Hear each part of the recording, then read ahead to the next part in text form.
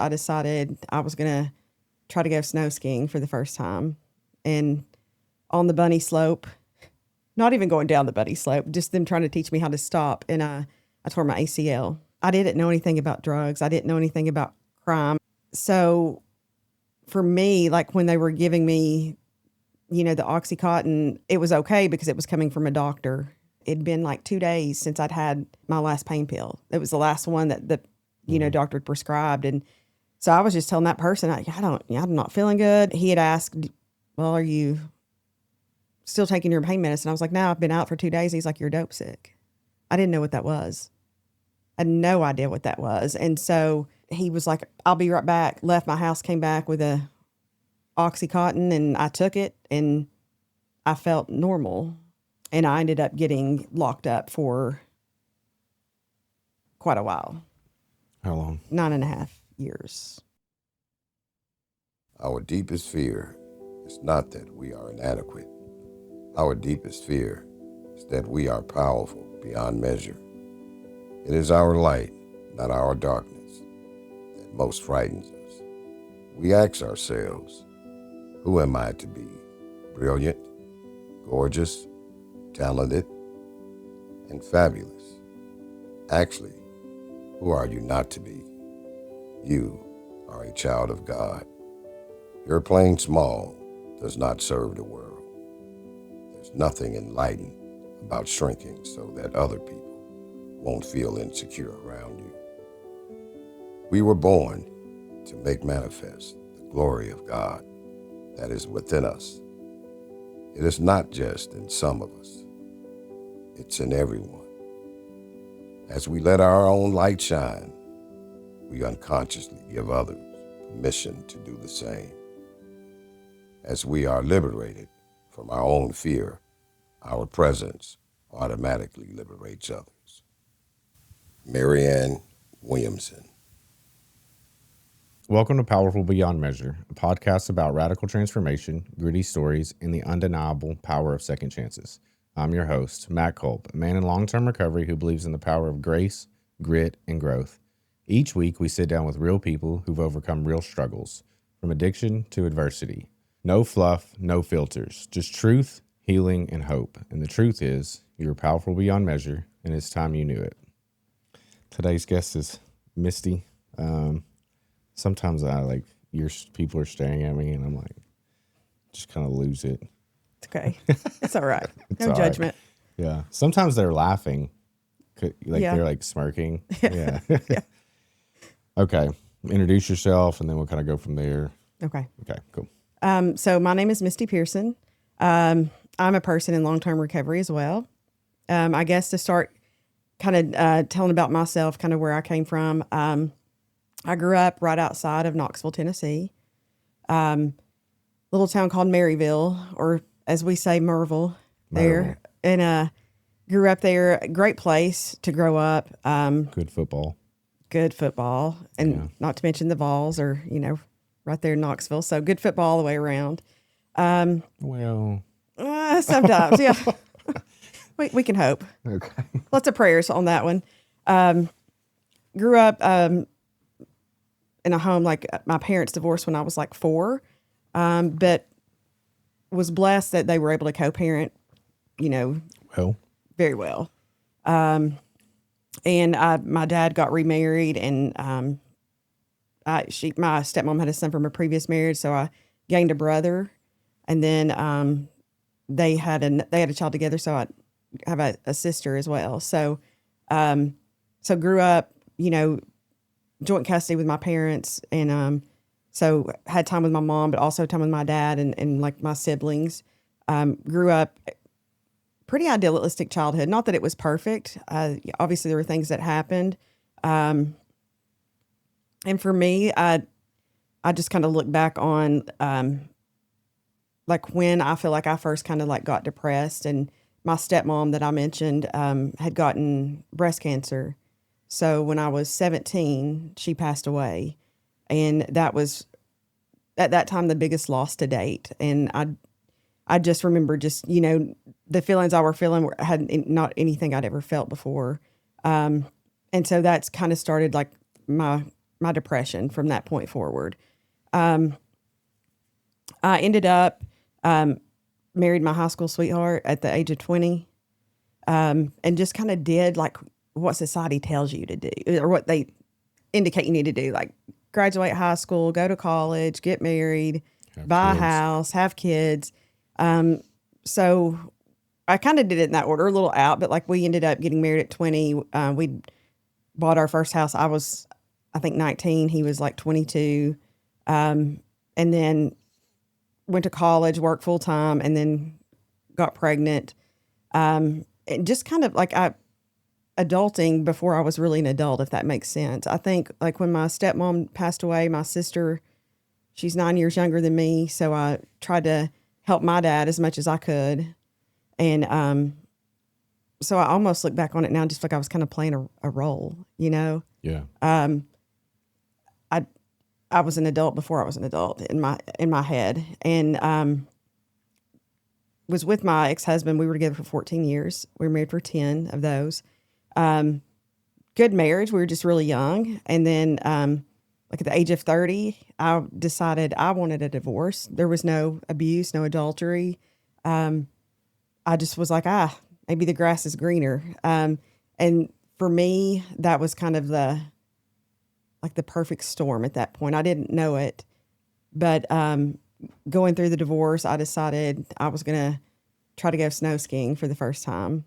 And on the bunny slope, not even going down the bunny slope, just them trying to teach me how to stop. And I tore my ACL. And had no idea like what that was going to be like or what that would lead to. And tore my ACL.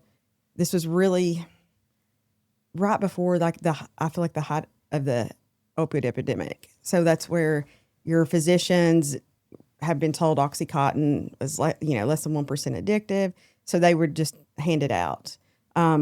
Where I grew up, like I said, it's a great town. And so I did it. It's almost like I lived in a bubble. That sounds so crazy to say, but like, I didn't know anything about drugs. I didn't know anything about crime. I knew people like smoked weed. Yeah. I'd never smoked weed. Maybe a couple of times in high school, I tried alcohol, never was my thing. And so for me, like when they were giving me, the Oxycontin, like it was okay because it was coming from a doctor. Just no second thought. Yeah. Yeah. Not at all.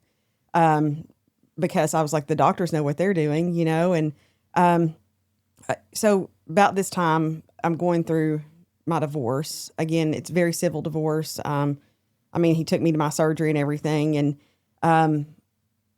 I decided, hey, I'm gonna try to date somebody, or whatever. And so through that, this individual just happened to be at my house, and it'd been like 2 days since I'd had my last pain pill. It was the last one that the doctor had prescribed. And so I was just telling that person, I'm not feeling good. I feel crappy. Like I'm aching. I've been sick to my stomach. And he had asked, well, are you still taking your pain medicine? I was like, no, I've been out for 2 days. He's like, you're dope sick.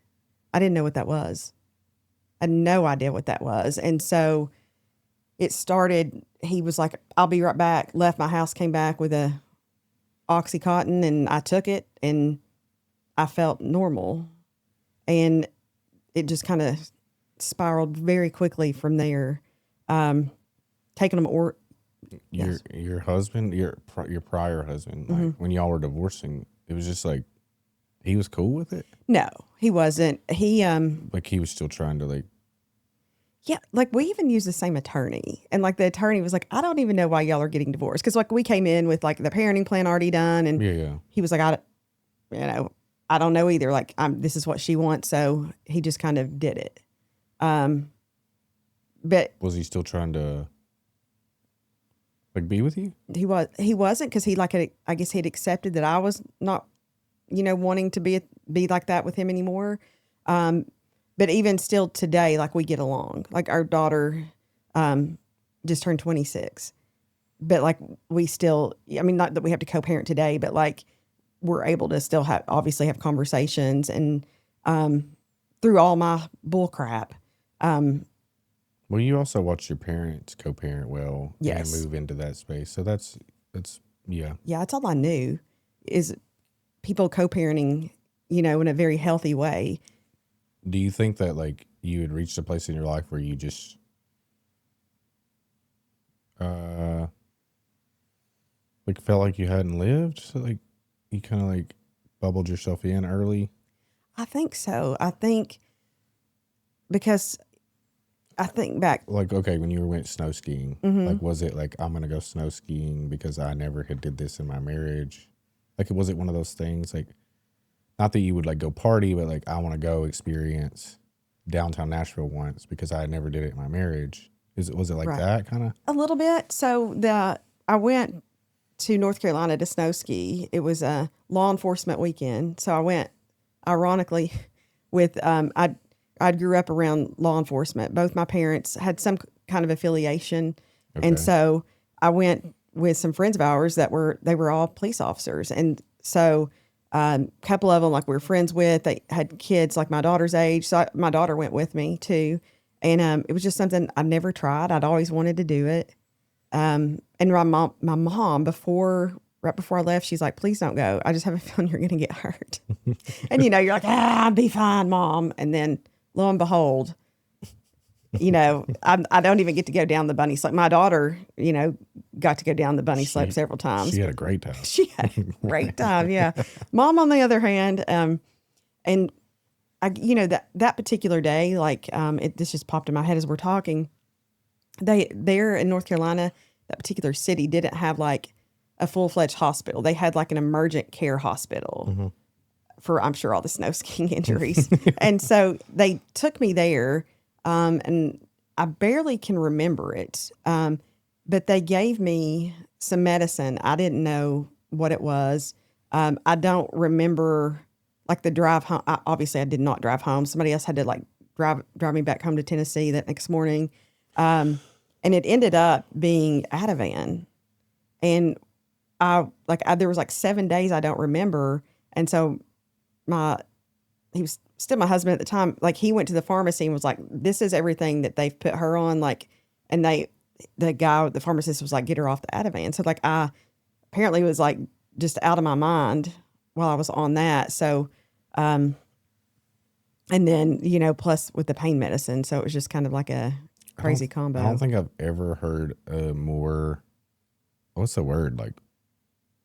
Like the story is like unpurposeful, like going to a doctor, the whole story of like being introduced in that manner. Mm-hmm. I've never heard it like that. Like you were like completely oblivious to what was happening. Yeah. Yeah. And that sounds so crazy to say today. Yeah. Like when I say it, I'm like, golly, like how could I be that naive and gullible? But it like does put you like in like a victim of the opioid epidemic, of like what was going on back then. Yeah. Because there were people that were like doctor shopping, they knew what was going on, but there are people that like I think I've only heard one other person like that I was in treatment with, like 15 years ago. They had like the similar experience. They went to the doctor, they gave them pain pills, and then now they're fucked their life up, Yeah. Yeah. So bad. Yeah. So the guy that was like, "Oh, you're dope sick," the new boyfriend, did you stay? Lack of a better word. Did you stay with him? Oh, no. No. I figured once he gave you the pills, Yeah. that it would like go in line with, it would keep going. It did keep going in a sense, but not. It more became like as time went on. It wasn't like he never was like my boyfriend per se, but it just became then like I knew if I needed to get something, I could call him type thing. And then it just kept spiraling. And when you're doing those kind of things, that's when you obviously you're going to meet other people that do that and can lead you astray. To say the least. To say the least, yes. Yeah. How does like the spiral look? What does that entail? Oh, you ready? Yeah. Here we go. For me, like it started, and then the one person that, brought me the oxys or whatever, or, said, hey, this is where you can get them, or that person ended up, again, this is like being so naive, ended up stealing like money out of my account. I thought I was getting an oxy, but because initially I was doing them orally, and then I started snorting them, right? So he would mix it with, like, I guess like Xanax or something to knock me out, and he would take my debit card and go get money out of my account. I didn't know.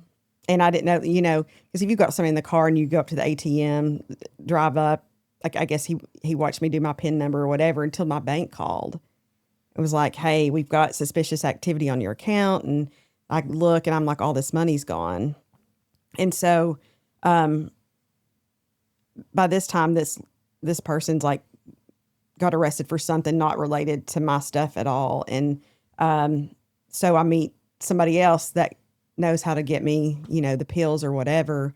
And that's really where it just really went real fast for me. Like, it was February of that year that I tore my ACL. And so by like November, full-fledged, couldn't go a day without using at all. Surrounded myself with people that did not have my best interests at heart. And this too, like I've said this so many times, but like the only men I'd been around in my life prior to this was my father, my grandfather, and my ex-husband. All three really good men. All three had always had my best interests at heart. I just thought everybody had my best interests at heart, especially like men. So, because I know, like now I'm like, what? No, they don't. But like, I was just so naive. It's just like I lived in that little bubble in my little town or whatever. So even after the dude stole your money? Well, no, like that's when I realized after the dude stole my money, I was like, holy crap. Like, I thought this guy was looking out for me, And then, like I said, he got arrested for whatever. And so, somebody else was helping me find stuff. And eventually, I ran out of money, right? Because I start doing 6 to 8 Oxy 80s a day. And that's a lot of money. Lot of money. I still, at this point in time, have a job. What I always say, my former life, I was a mortgage loan underwriter. So I approved mortgage loans. I supervised a team of collectors that collected on those loans if people didn't pay them. And then right before all this started, I had actually left that position and was a certified financial counselor. Good job, and I still had it at this point in time. Money was running out though pretty quick. And so I'm just chicken shit, right? Like, I'd never done any crimes at this point in my life. And I stole from my mom. And my mama don't play at all. She pressed charges against me.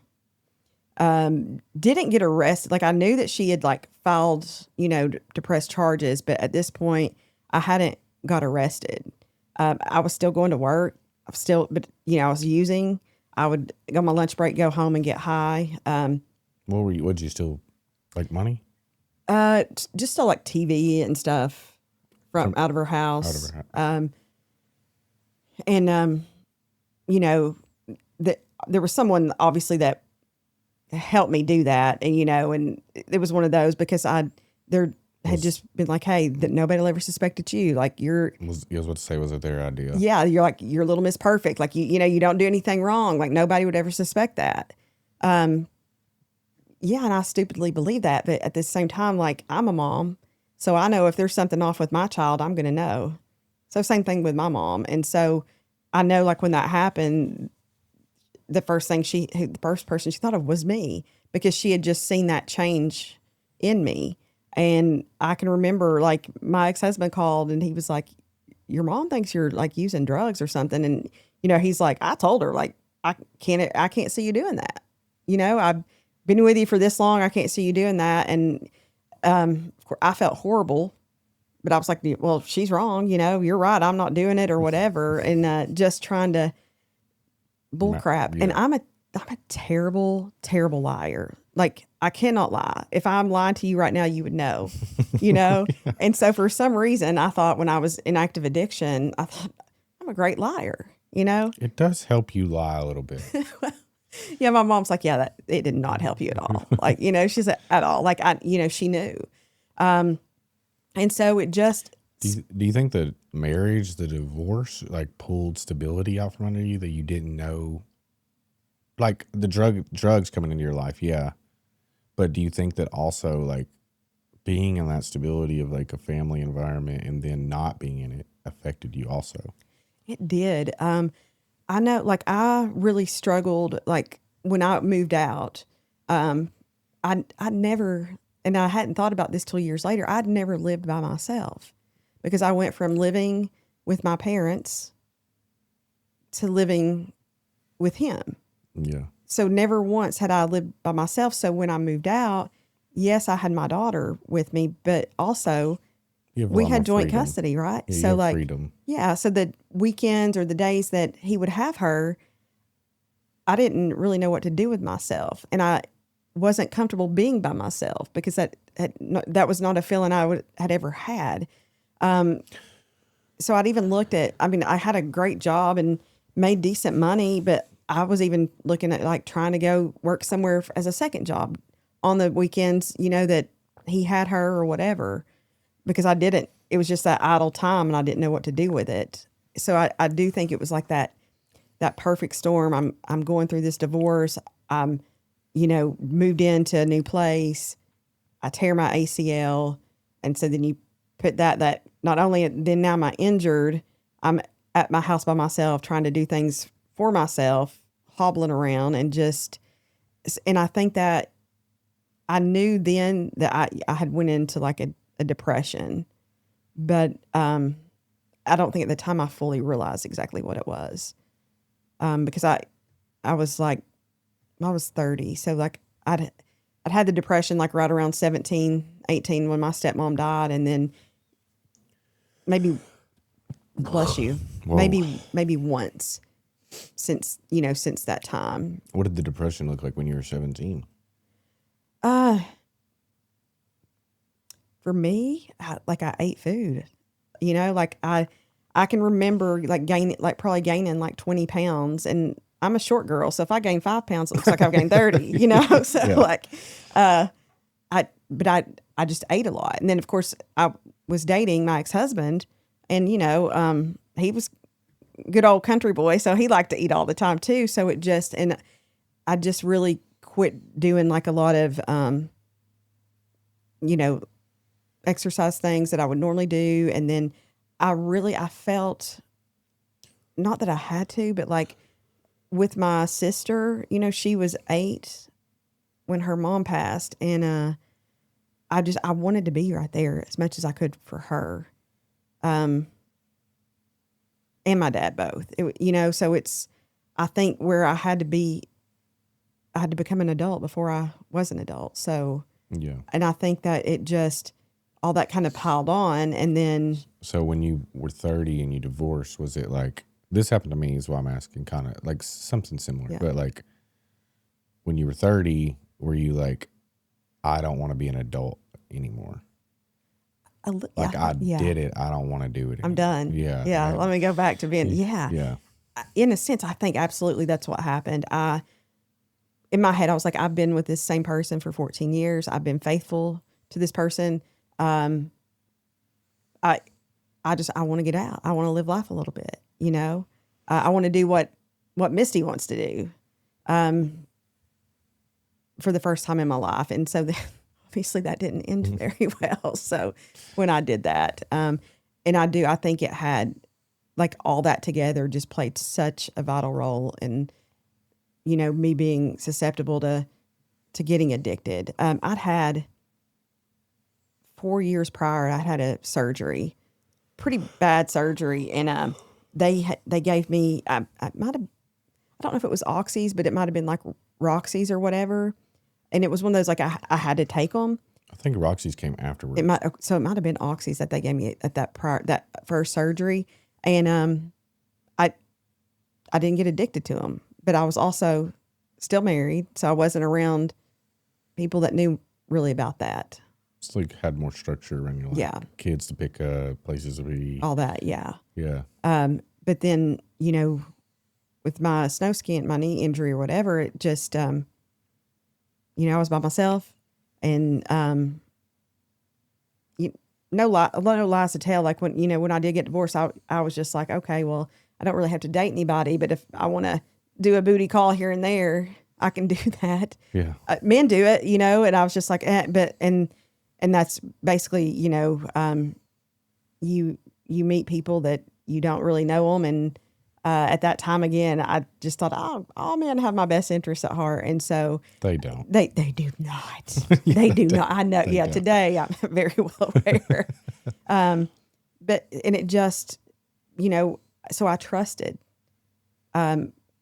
That was I trusted people my entire life till I hit 30, and so that now today, it's hard for me to trust Hard to anybody. trust people. I tend to go to the worst case scenario. I catastrophize, and I think that I trust people to be themselves. Like, yeah, like instead of like you were thinking like all men are, in general, like I understand that you have your best interest at heart and my best interest at heart, and the best thing we could do as any like relationship or friendship is like whatever you're offering and whatever I'm offering, we're coming to agree in those terms. Like, and there's like there's a negotiation or agreement like of like it's okay for us to like move in the same way together. Right. But that's all it is, you know, like at any level, like even like in your marriage, like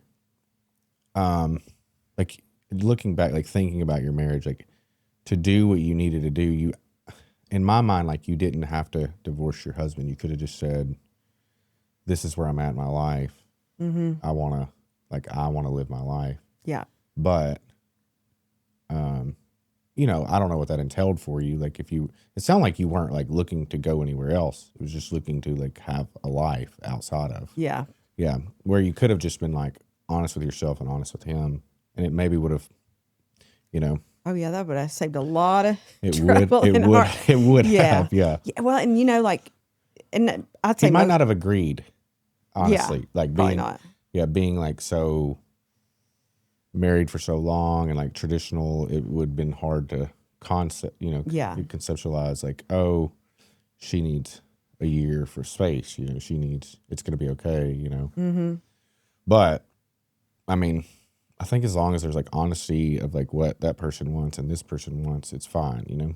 Right. It does work. Well, and I think too, like I can't speak for anywhere else because I just grew up in the one area, but you know, there, like people want you to be perceived as like you just have this idealistic life. And Yeah. not that I had a bad life, but I played so many different roles and wore so many different masks. So it was, even saying this, like when I got married and like had the wedding or whatever, I just thought, oh, life's going to be great. You know, today I can look back and be like, any relationship, whether it's romantic, whether it's friendship, it takes work. Yeah.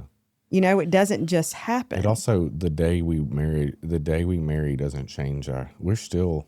Exactly. Yeah, it doesn't change. Like, Yeah. You don't get a different woman the next day. Right. It's the same woman. Same woman, same man. Yeah. And, but getting married so young, like I didn't fully comprehend all that. Right. And Yeah. so, and then as my marriage like went on, I'm probably going to go down a, You're okay. but like I grew up, in a Christian home. So always going to church. When I met him, he hadn't really grown up in church. And that was one of the things I was like, if we're going to date, like I want us to be in church or whatever. Grew up Southern Baptist. And so he did. And so it was a thing. Like we taught a youth group for a while at our church. And, for me also, I look at, I guess we've been going to church we'd been married maybe a couple of years, maybe 3 or 4 years. And, I didn't get to go to church that morning. I think our daughter might've been sick, or it was just wintertime and I didn't like taking her out, you know, because of all the sickness. And like he came home and, was just like, I've got to tell you that, he just got back from church. He's like, I've gave my life to God. I got saved today. Of course that was awesome. And I was like, well, maybe that's why it was meant for me not to go, you know, because maybe he wouldn't have went up and did that. And then about 6 months later, I'm at work and he calls me and he's like, we got to talk. And I was like, what?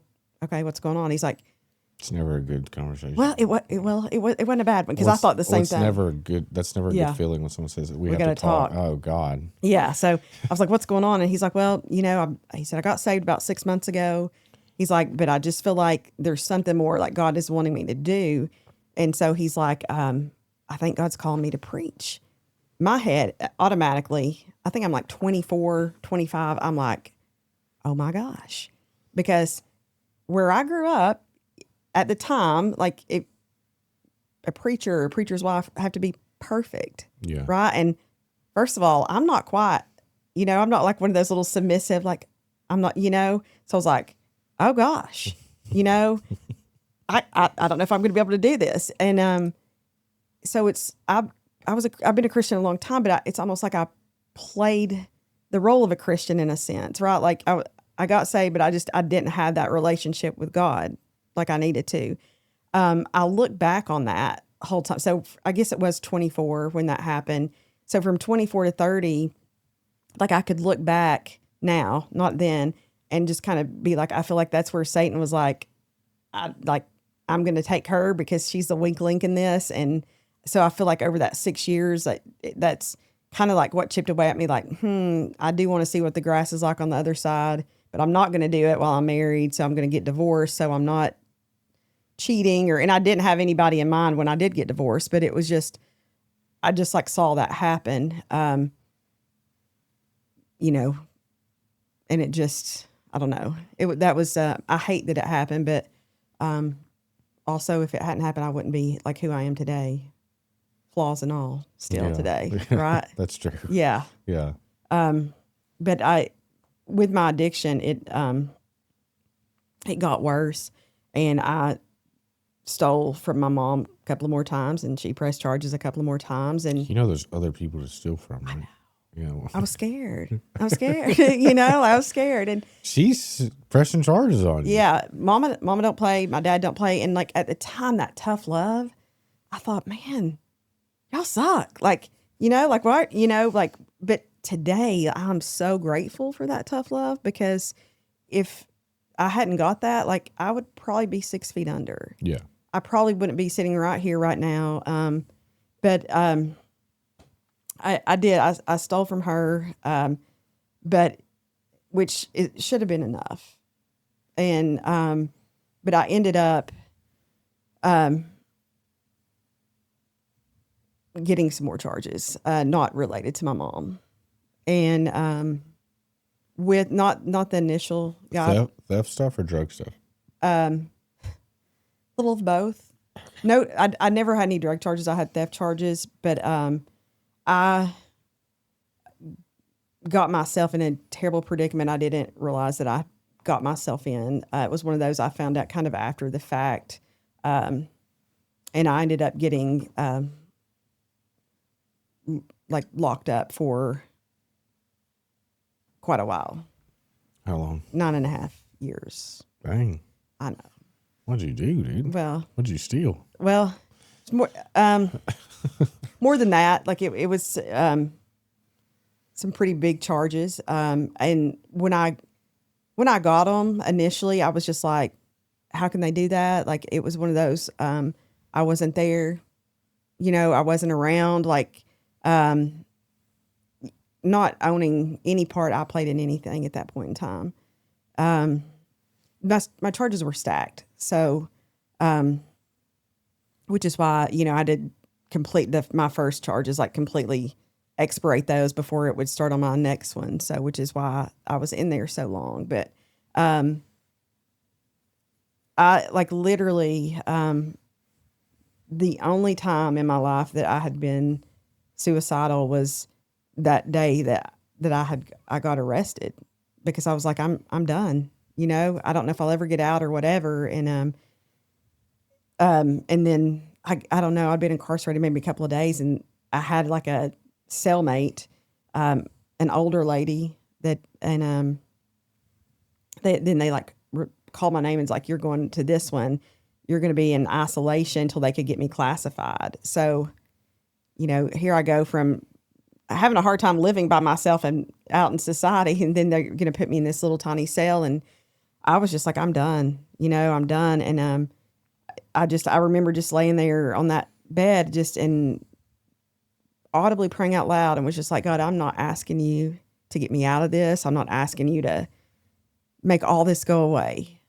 If you want to, cool. But, but I just was like, I don't know if I can do this. And all I want you to do is like, give me a cellmate. That's all I'm wanting right now. Cause I'd looked and like figured out a way that I could, even in there, that I could just be gone, and like, literally I finished that prayer. I'm like, just like, amen. I'm sobbing. My cell door pops open and they're like, you got a cellmate. So I was like, all right. Like my head was still so fuzzy. I was in withdrawals, detoxing like crazy, but I was just like, all right. Like he heard that, like that couldn't be a coincidence. And so, like my first few years, I was just, I try not to cuss, but I was just so fucked up, like up here. Not that I'm like all good out there, but like I'm less now. But, just because I wasn't using didn't mean I didn't still have those addictive behaviors, those using behaviors. And I became such an angry person, not at you, not at anybody else, but at me. Yeah. And I didn't know what to do with all that anger. And then you're in there and with women that, and they're angry too. They're angry. And, women, like, we can be a little crazy, I own that, right? And not that you men can't, but like, I've been in the women's spot before. well, it's not fun. And it's, you learn a lot about yourself, but you also, it's hard not to become a product of your environment, right? You eat, shower, sleep pretty much. And, I was in county for like 3.5 years. It's terrible. They call that like this, like going under the covers when you like go to court, and like in jail or prison, like you have like young people that are like, they don't care, like they're catching 20 years. They don't give a shit. And then like they go to court and they come back with the fucking life sentence, and then they go to their cell and they go under the covers and cry. Like that moment is hard. Whew. Yeah. Yeah, it is. And I did 3.5 years there in county before I got shipped to Nashville. That's kind of lucky, honestly. Well, it's like, so Blount County Jail is not good anyways. It's, at the time, it was ranked like one of the 10 worst county jails in the country. Yeah. And I look back on it now, and only by the grace of God did I make it through that. And I never thought in my life I'd be so excited to go to prison. I'm like, let's go. And even when I got there, that anger was still there. And my first couple of weeks there, like, you don't want the captain to know who you are. It's not a good thing, right? And I just completely didn't know how to process. I'd never had so much anger inside me, and I felt like my life was over. And and at the time I still kind of felt sorry for myself, which sounds insane, but it was just almost like a pity party. And even though I was locked up, I don't think it hit my lowest yet. And then I had been there about 6 months, and I'm gonna try not to get emotional. Like when you call home, like it's always scary because you don't know what you're gonna get on the other end. Yeah. And it was one of those, like, I didn't talk to my family every single day, but a couple of times a week, and it and you have to stand in line for a phone, right? So like one day I might call mom, next day I might call my dad, next day my daughter, then my mama or whatever. And I called my mom and we were talking, and she was just like, I need to tell you something. And the first thing I thought was my mama. I thought something's happened to my mama. And Mama has always been my biggest fan. And so, but it wasn't my Mama. She said, we need to talk about my daughter. And my daughter was, 12 at the time. She had begun about 6 months prior to my mom telling me, because they waited. She'd been having seizures.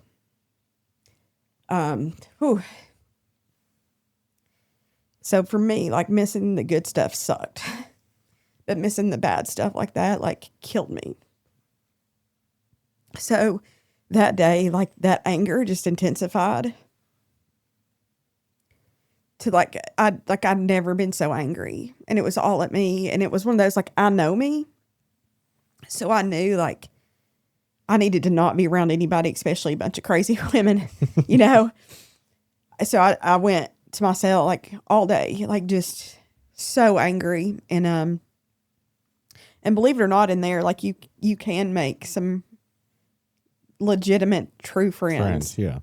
And one of them came in my cell. She wasn't my cellmate, wasn't supposed to, but she's like, you've got to eat something. Like by this time it's like later that evening. And I was like, not hungry, want to stay in here. I'm just not in a good spot. And, but she's like, nah, you're going to get out of this room and we're going to go to the cafeteria and eat. And, in there it's crowded, staying in lines or whatever. And this, I can't even tell you who the little girl was, what she said. And she was my age. I don't know. I call everybody like little girl or yeah, but, she's got smart with me, and I like flipped. Like, I mean, we didn't fight or nothing. It wasn't anything physical, but like, I flipped and ended up just like slinging like a cup, like not at her, but just like it was on the table, and I just kind of like hit it, and it ended up spilling on this older lady, and I got a write-up for it. And when I got that write-up, because when you get a write-up there, they can take visits away, they can take, you know, like commissary away, and, you know, commissary is like heaven in there. And that was really, I was like, that was my lowest moment at that point in time. And I don't know what clicked at that moment, but I was like, you've got to get your shit together. This is not a game. You're trying to get back home. Even more so now. My goal was obviously to get out and get home, but that just put it on a whole different level. Because I didn't want my child to not be able to have her mom for stuff like that. So there was a program in there that you could put yourself in. It was a 9-month program, super strict. Like most people get like mandated to take it. Nobody volunteers to take it. What's it called? It's like Therapeutic Community. TC is what they call it. So, yeah. And for people that don't know what that program is in there, there's 64 women that live in the same unit.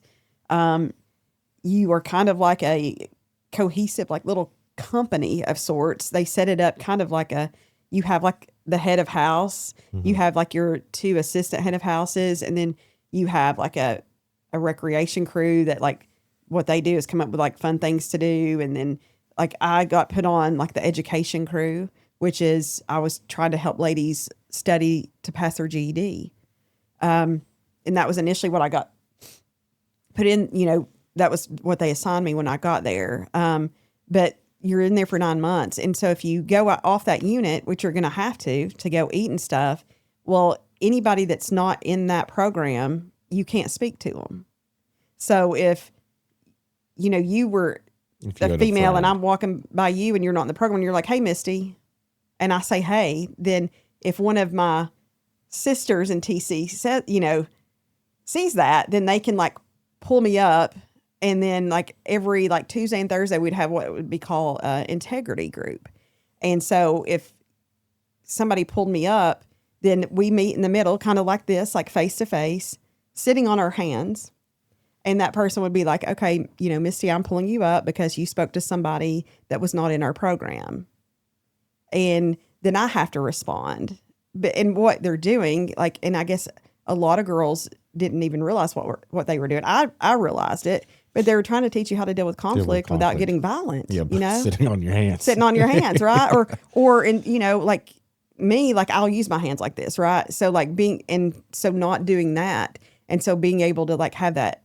Being able to more vulnerable, address conflict without screaming at each other and stuff, and being held accountable without overreacting. Exactly. Yeah. Right. And so, I'd been in there, I don't know, a few months, and there was two positions that they had in that community that like were picked by the counselors, and they were like called like senior peer advisors. And if you were one of those, you worked in the back with the counselors. And they picked me for it. And so I start working with them back there in the back. And I still like get my treatment plans and things that I need to do to work on myself.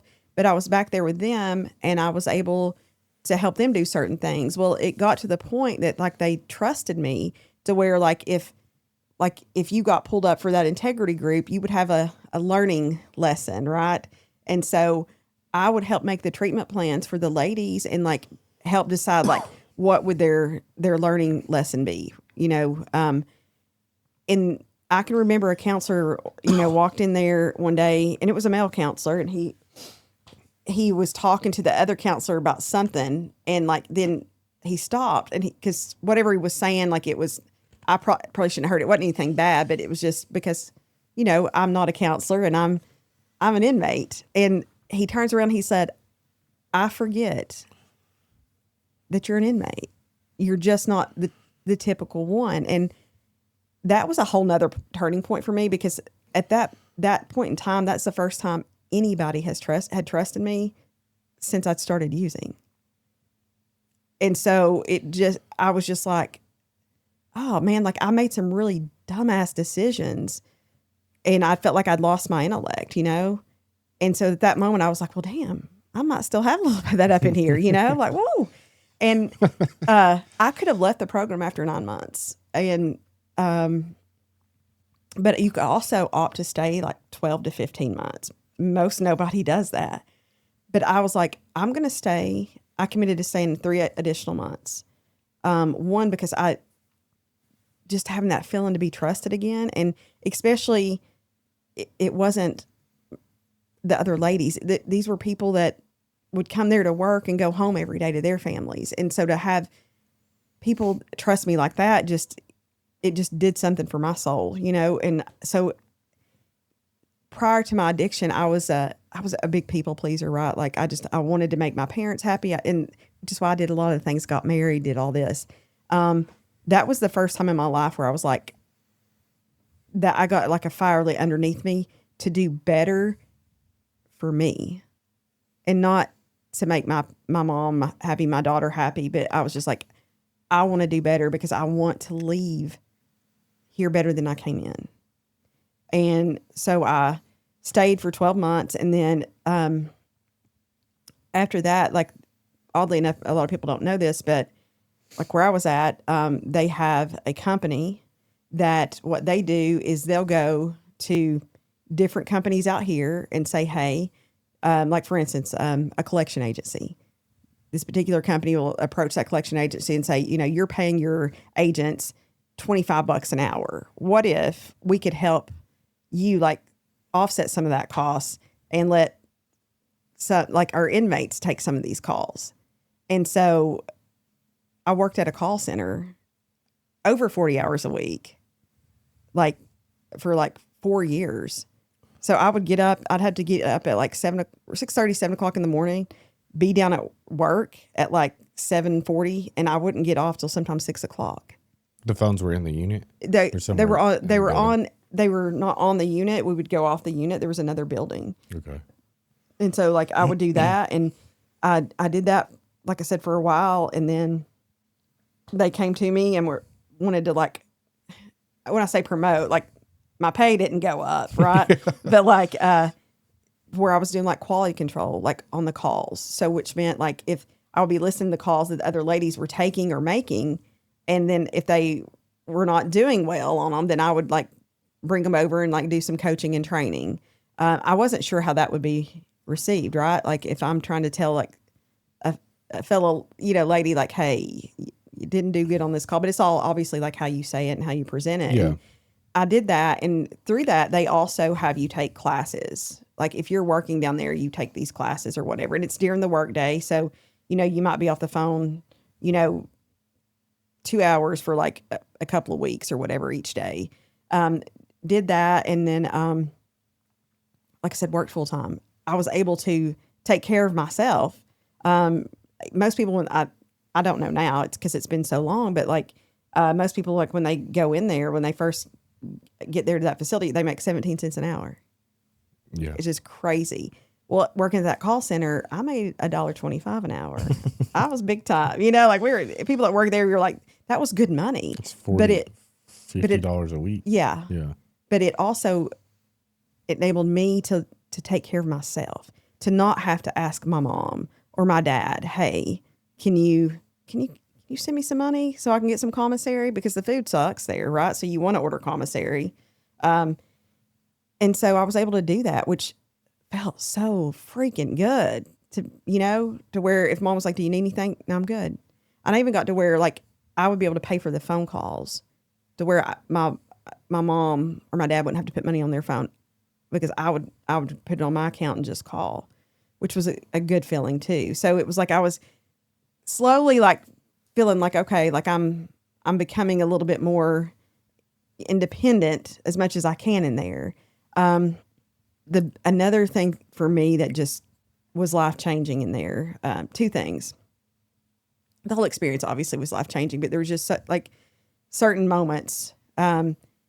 Lipscomb University has what they call a life program. So they come in there once a week and you can get an associate's degree, a bachelor's, or a master's. I never one time thought about trying to get into that program while I was there because at the time they just had an associate's degree. Well, I had my bachelor's degree. I was blessed, right? So a lot of those girls there had never even finished high school, and so a lot of them, they wanted to get their GED so they could get into the Lipscomb program. So it was just one of those things. I wasn't going to try to take anybody's spot that had never had that opportunity. But then Lipscomb, like they had me come down there one evening and they're like, we'd really like for you to be in our program. And I told them exactly what I'm telling you. Like, I don't want to take somebody's spot. And they're like, well, right now we have a lot of spots available. So a lot of the girls don't have the GED to even go. Right. Yeah. And so I started doing that and, to get an associate's in there, because you're just taking one class at a time and you're just going to class one day a week, it can take up to 7 years to get an associate's degree. So I knew I wasn't going to be there long enough to get an associate's degree, but like when you walk down to that building on Wednesday nights, so Lipscomb, the way they do it is like if you were a Lipscomb student, right, and you have the option to sign up to be a part of that life program. So let's say, it's Sociology 101 is a class, right? You've got to take that for whatever your degree is. You can sign up and you can go to the prison and you can take that class with us. So we had students from Lipscomb, come and like we sat side by side with them. Just why would they choose to do that? I think for an experience, like you wanted to kind of see what it was like. And at the time, I can't speak on it now, but like that was a thing on their campus. Like people wanted to do that. I think a lot of it too is just curiosity. Like, hey, what's the prison like? I'm going to prison, to take a class. But that's like the one day a week when you went down there, and I'm speaking just on myself. I can't speak for any other lady. It was like I wasn't incarcerated because the professors treat you just like they do any of their other students. Those, what we call the free world students that came in, they were treated us just normal. So we felt normal. And like the class, initially I thought, are they going to like water it down? Like they didn't water down those classes. And so then, the more classes I'm taking, like the more my confidence is building, and like I had a 4.0 like in my classes there. And I don't know, I'd been going there maybe a year or two, maybe, and they decided they were going to get a master's program. So like I was able to apply to get into the master's program, and it's free. So I was like, why not? And you couldn't pick. That's the only probably downfall is that you couldn't pick what your degree was in, because it depended on like what professors were willing to take that additional time and do that class every Wednesday night. That's a big commitment, right? So the master's, it was in Christian ministry with an emphasis in spiritual care. Okay. I got about halfway through it and I got out. I'd love to finish it, but it's not free now. Right. So that's something I do.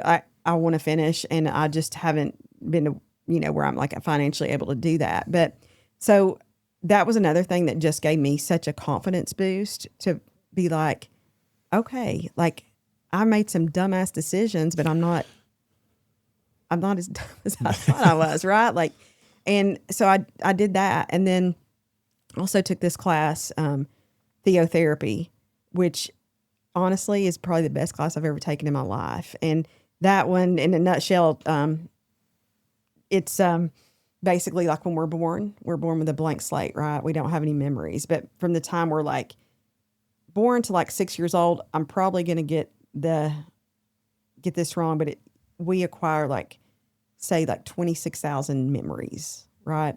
And you look at them each like a cinder block. So each cinder block is a memory of some sort. Some of them are truths and some of them aren't. So like for me, like one of my blocks was I thought I had to be perfect. My family never made me feel like that, but it's society, right? So, and it's taking the ones that aren't truths, it's taking those out one at a time, processing them and moving past it, right? And so you would do a big group dynamic, but then the individual groups were just what were really, really powerful. So there might be 4 of us sitting here, right? And then I'm the facilitator of that course, and I'm asking you if you got anything you want to process, and you're like, well, I want to process this. Like an example, one girl was she wanted to process. She was a lesbian. And she said the reason that she became that is because she was molested by a family member growing up. And it just made her not want to be around men. Okay. So what they did in this group was had her like pick one of the other 3 to be that uncle. And then she was able to say whatever she needed to say to him. Whoever that person was that she picked didn't say a word back. Yeah. So powerful. Like, obviously, like, I mean, just it was all I could do not to be like sobbing but at first when I saw that, I was like, I don't know that this could work, but it did. And like for me, it wasn't anybody else that I was mad at, it was self. So I picked a person in my group and I was like, that's going to be me. And like, I let myself have it, like, and it was so therapeutic and like really just helped me like release so much of that anger that I had. Didn't release all of it, I don't know if I can ever get it all released at myself. I still have moments where I'm angry at myself because, and it's what I tell people, when I do, where I'm telling my testimony and stuff, it doesn't matter if I've had, 16 years clean. I just, by the grace of God, celebrated my 16 years sober, but, I still have consequences for my actions from all that. Yeah. And one of the things, like I had surgery a couple of years ago. My mom was worried to death because it was one of those where I was going to have to take pain pills. Like, and I'm very upfront with my doctors. I'm in recovery. I don't, and this doctor's like, you're going to have to take something, and, my family, my mom was just worried to death about it. And I was just like, I'm sorry. Like if, I'm having to have surgery and like, it's worrying her on that level. Yeah. And it's just little things like that, I'll see that, my actions still affect all, my family and probably people it affects that I don't even know that it affected still. So I'm a psychopath. I did back surgery with nothing. Oh. Oh gosh. But I took Tylenol and ibuprofen like too much. Yeah. Like, that's what my surgeon is in recovery. So, oh, nice. Which was nice. I knew that he would like protect me and like, but I was like, listen, I'm going to be in a weird state when I leave, coming out of anesthesia. And like, I don't want a prescription. Don't send me home with one. Don't, I mean, he was like, we could try it your way. I'm like, cool. Like, I mean, ooh. I also have a lot of people looking at me that get in that situation, and if I probably wasn't in the position I'm in, I think I could take the pain medicine and be okay. I think I could take it and Yeah. be okay. Yeah. But like a lot of people like at sober living, they're 2 months sober, get a surgery, they want to do the medication. Oh, yeah. And I'm like, Yeah. yeah, you can do it without it. Like, Yeah. they probably hate me, but Yeah. Well, and like that I mean, for me, I was scared in my head. Like I never like voiced it to my family, but I was like, if I take that first one, it could my body can be like, oh, the bitch is back. Like here in a start stealing. yeah, shit. here she goes. But like it was a very good feeling to see I had to stay with a friend for like that first week because my surgery was here in Nashville, and I didn't ever see the pain medicine. Like she would like bring it to me, accordingly, right? Well, then after it was like the third night, and she was getting up at like 3:00 in the morning, and I was like, why don't you just leave it right here? It's just and one. if I need it, I'll take it. And so, it was cute. She put in a little medicine cup or whatever. And then the next morning she comes in, she goes, why didn't you take it? I said, I was sleeping. I didn't need it, and that moment I was like, thank you, Lord. Like, thank you. Like, for delivering me out of that to where I've never one time had a craving. I mean, it's been years. And so I'm grateful that I was able to, and it made me feel so much better about myself and know that obviously I have a great support system that, makes a difference. And I've worked on myself so much that I was able to do that. And Yeah. yeah, it was scary. I was a little. It's the best prison story I've ever heard in my life. Oh gosh. Like you should be a spokesperson for TDOC. Oh Lord. Yeah. I don't know if they want that. I But mean, just the ability to like use the services that were there. yeah. When I'm in an institutional environment, I react that way. It was always when I was outside of, Yeah. like, I would have probably done really well, like in a military system or something like that. Because once I'm engaged in some type of structure, I just immediately like, I want to be like, I just like, get to the top of the heap. I'm kind of like a leader amongst those people. Yeah. And like, not in a way of like ego. It's just I want to do better for myself, and then that kind of spreads. But once I leave, it was always bad. Yeah. Yeah. I mean, when this last time I got sober, I've been in and out of treatment and AA and NA and 12-step programs my whole life, so I knew that I needed a sponsor. I had them before. I just never called. I never utilized them. But like this time, I was like, man, I need a PO for fucking a lifetime. And I need a sponsor forever. Like I need constant supervision because I could not do it without that. Once, if I was in oversight, supervision, I was fine. Like being in a bubble. Yeah. It was great. Yeah. Yeah. Protected. Yeah. Well, and like for me, like I went up for parole 5 times. That's a lot. Yeah. Like 4 years in a row I went up. First time they put me off 3. After that, I went up every year. And like first couple times I got mad. I was just like, God, I don't understand like why, you're not letting me out. And, and then this little wise old lady in there told me, she said, sometimes you're doing everything you're supposed to in here. You're doing everything to better yourself. But sometimes God's out there trying to get everything lined up for you. So what ended up happening is, my Gigi, she would come to visit me, and she just so happened to be at a networking event. She worked in the banking industry. And so when she came to visit, she's like, so I was at this luncheon, and this man sat beside me, and she goes, I hope you don't mind, but like I told your story. And I was like, no, not at all. And I was in there. So I was like, I don't care who you tell my story. I ain't going to see them, And because for the longest time I wouldn't tell my story because I was just so ashamed. And not that I still have guilt and shame today. But it's not like it was. And somebody had told me, tell your story because it could give that one person hope. It might not reach everybody, but if it reaches one, then you're doing what you're supposed to be doing. Yeah. So, which is why in the last few years, like I've really just kind of started trying to tell my story. But so she said, I had told him your story, and she said he works for a treatment center, and he wanted to know when you're getting out. And I explained to him, well, we're not sure, And he said, can she get me a resume? Well, by this point in time, I had had like minimum security. So I was like at the annex. Yeah. Right. And I was working for the warden, so I had access to a computer, not the internet. So I could type up a resume, and then I had to do it like snail mail, mail it to her. She gives him my resume. He looks at it, calls her, and he's like, the day she gets out, have her call me. And so fast forward, I get out, woohoo. And I think I got out like on a Monday or whatever. Didn't get home till like Monday night, so I didn't call him that night, but I called him the next day. And he's like, can you come in this Thursday for an interview?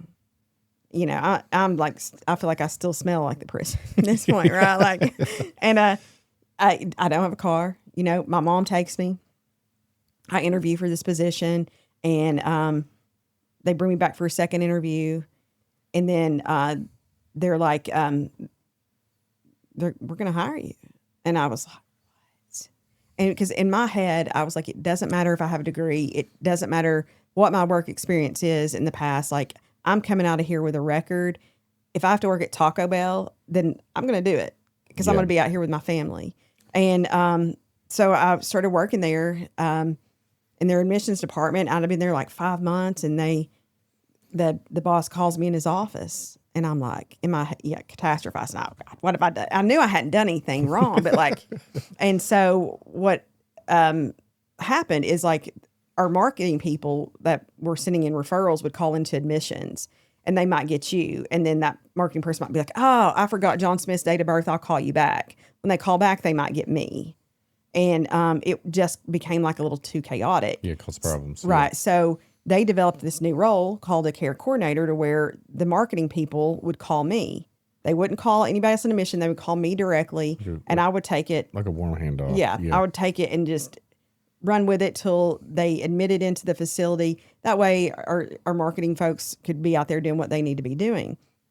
And so they didn't tell me all the details about it. They were just like, would this be something you'd be interested in? I was like, well, let me pray on it, And at the time, my daughter was having quite a few seizures, and hers are just like morning time ones, right? So I was like, I got to pray on it. So I went back to them and I said, I'm willing to take it. And so right when I accepted it, they're like, okay, you're going to get your own work phone, like cell phone. You're getting your own laptop, and you don't have to come to the office if you want to work from home. And I was like, wow, so I was able to work from home and be there with my daughter, which was a God thing. I was like, who would have thought that would have happened? And so I did that role for a couple of years. And then one of our reps, rock star, best BD rep I've ever seen to date, way better than I am. Like just, like I almost become like her right hand, because she was sending all that people, stuff in, and she relapsed. She had a long time clean, relapsed, and had a mental breakdown. And that did a couple of things. It scared the shit out of me, because by this time I'm working in treatment. I'm not really going to meetings. I don't have a sponsor, because in my head I'm working treatment. Why do I need to do that? Yeah. But when I saw that, I was like, oh yeah, no. We're going to go to meetings. We're going to get a sponsor, because you still have to work on self, right? And so they handed me her phone. So I looked like a drug dealer. I had my personal phone, my work phone, and her work phone, right? And so I was like, well, just call me the hope dealer. Instead, and so I did that for a good year and a half, because she was going to be able to come back if she went to treatment. Unfortunately, she didn't come back. And so my boss at the time pulls me in his office, and he's like, hey, you're doing business development. Why don't we get you paid for it? But he gave me the ins and outs, on a BD role. And I was like, I got to pray on it. I didn't. And so I took it, and had no idea how my life would change with that role. It was able to build my confidence back. Financially, it's great. Financially, it's great. Yeah. Financially, it's great. And I just, I was able to I come into my own, I knew who I was. Obviously I had years to work on myself, but I still need to work on myself. I'm still so flawed and just, but my confidence, went up, and then, It's inspirational for you to be working in treatment and see that. And then it's usually the opposite. Once you're accepting into that role, especially, it's the opposite. It's the unleashing of the meetings, of the sponsor, of the, it's an inspiration to see you like go, oh, I don't want to do that. no, Yeah. I just know where those opiates took me, and they took me away, from my family. They took me away from me, and I don't ever want that again. And so I worked for that company for a while, and then they got bought out. Stuck around as long as I could till I just saw like I didn't feel like the patients were getting the kind of care they needed, and I worked for a PHP IOP facility. It was a kind of a startup, great facility. Worked there, and then I'm real funky about where I refer people. Right, if I'm going to refer people for treatment, I want to be like, well, I'll refer my family there. Would I refer a friend there? And so for Magnolia, I referred somebody there, and not looking to change jobs, referred somebody there, and I was like, I'd like to come down and tour. So I went and I toured the detox and the residential, and was just floored. And I did a tour yesterday down there, and for instance, the girl was like, I don't know what it is, but when I got out of my car, I just felt like this relaxed feeling. And I was like, that's exactly what happened the first time I went. Like we stay so tense and stuff, and like my shoulders just kind of dropped when I got out of the car like that. Yeah. And I still get that feeling every time I'm there. And so went down there, toured or whatever, and then I got a call about, 3 weeks later saying, hey, we've got a role down here that you'd be interested in. And I'm like, I'm not impulsive anymore. I got to pray about this one, and I prayed about it, and then decided to take it. No regrets taking it at all. I'd been working there about 2 weeks. I start doubting, did I do the right thing? Did I? And so I'm like, God, you know me, I need a big old billboard that says, Misty, you did the right thing. And so my first boss in the treatment world, about 3 hours after I prayed that, he called me, and he's like, hey, let's talk about that new job you got. And I said, yeah. He's like, you leveled up. He said, they've got the best clinical program in the state. And I was like, you're my billboard. He's like, what do you mean? And I told him, I was like, I literally was praying, and you just, but being down there, like I was telling the ladies down there yesterday, like family owned and operated. Yeah, it's a great program. Man, it is. And we have the Genesis detox, which is it's a standalone detox, right? It's separate from Magnolia. So each of our detoxes are in a hospital. So we have the one in Tennessee, we have one in Alabama, one in Texas, and now one in Kentucky. Oh, I didn't know about those. Yeah, and so at all those we can take any insurance, pretty much Medicare, Medicaid, and then at Magnolia, which is the residential, is mainly it's commercial insurance. 39 acres of land, 30-bed facility. And what really sold me to go down there and work is the clinical programming. We have 6 full-time therapists, program director and a clinical director. Program and clinical director, no caseload. Each of our therapists, the max they're going to have is 5 clients. So they get 8 hours of programming every single day, even on the weekends. And then they get 3 individual sessions per week with their therapist and a family session. Yeah, that's great. Yeah. And I know even now. The place I got sober. Yeah. I didn't even see my case manager. Jail. Yeah, I didn't even have a case, but yeah. But yeah. And I'd went to a couple of treatment centers before, and yeah, I'm like you. I didn't even. I've been to nice ones that I just wasn't ready, Yeah. Yeah. It was, I started going to grant facilities later in my addiction, and that's where I got sober, Yeah. It wasn't the first ones. They were nice. Yeah. I've still regret not ever going to Cumberland Heights or something like that. Yeah. Yeah. It's probably just in my head, If I would have not got whatever they had, right at that time. Or yeah. Stillwater. So if I ever opened any treatment service, it would look it would either look like Magnolia Ranch or like a discovery place where it's 12-step immersion, fully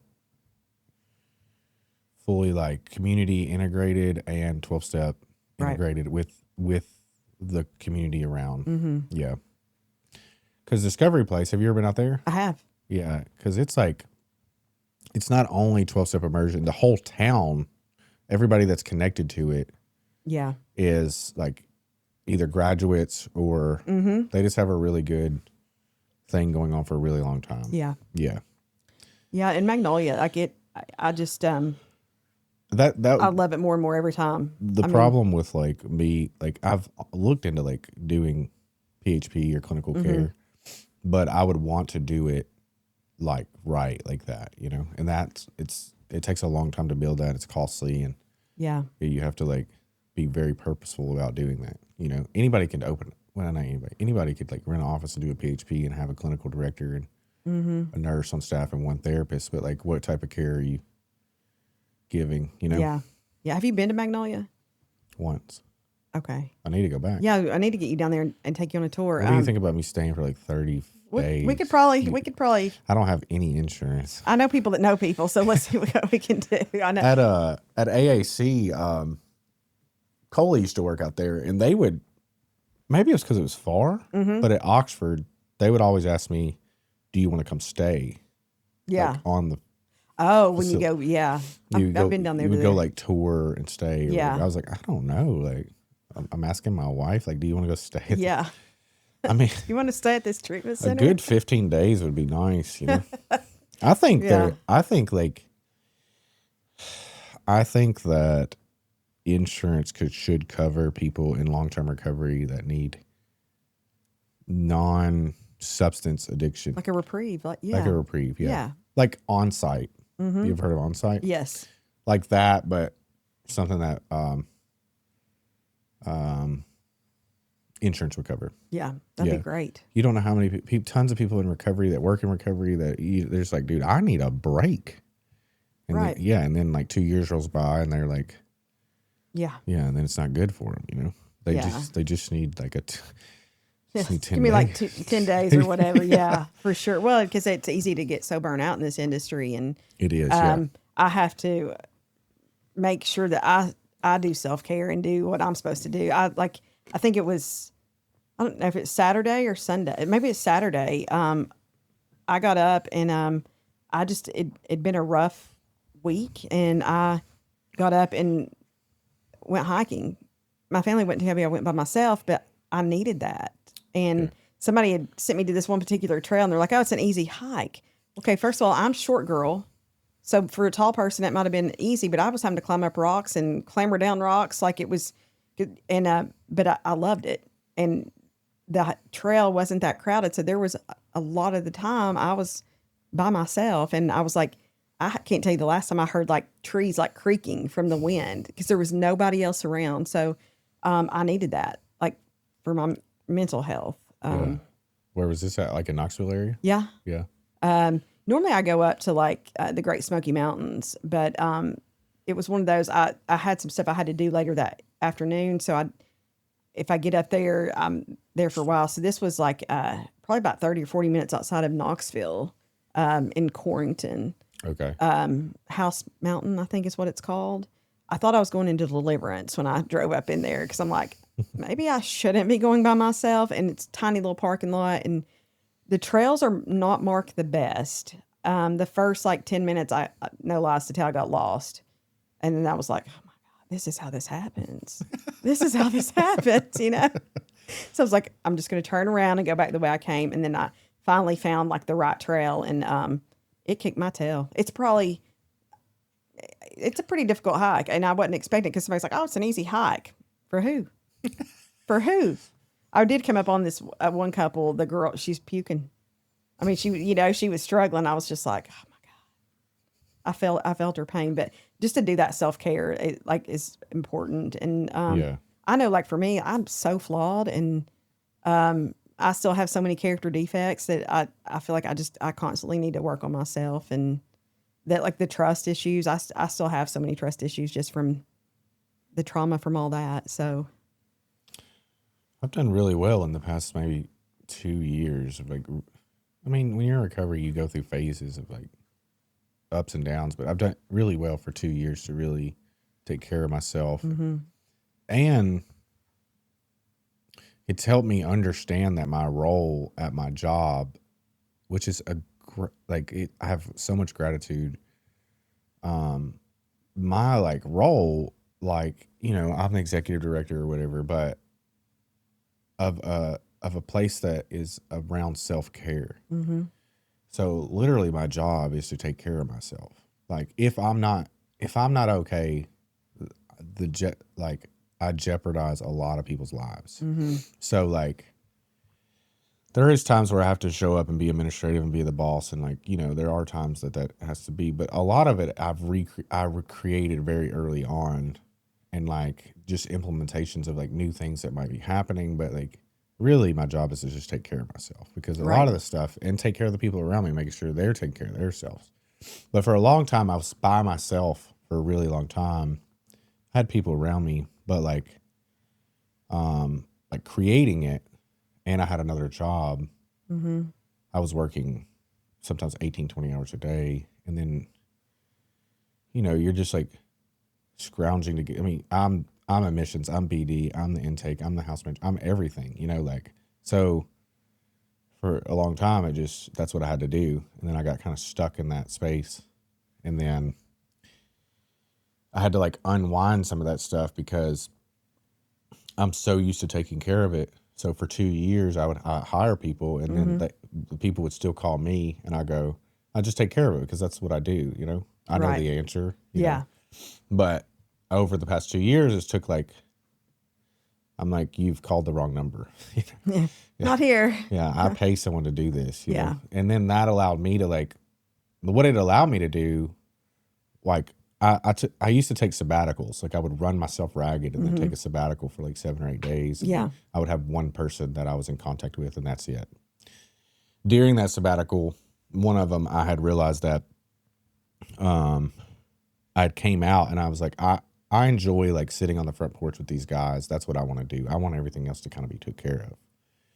So what happened was I would go to the houses. I'm hanging out on the front porch. Well, they have needs. They need birth certificates, social security cards, IDs. They need jobs. So, all right, get in the truck, you know, like, which I enjoyed doing that part. But I like for weeks, I was just doing that because I was on site, and I realized, well, this is a problem. How do I fix this problem? So I like removed myself, took another sabbatical, and like try to look at it from like far away. Like, how do I fix this? And I was able to like fix it. And I like wrote this grant and figured out how to get transportation and a case manager. Oh, that's great. And then like, so they were able to get that stuff at the speed that I would like them to get it without me being involved.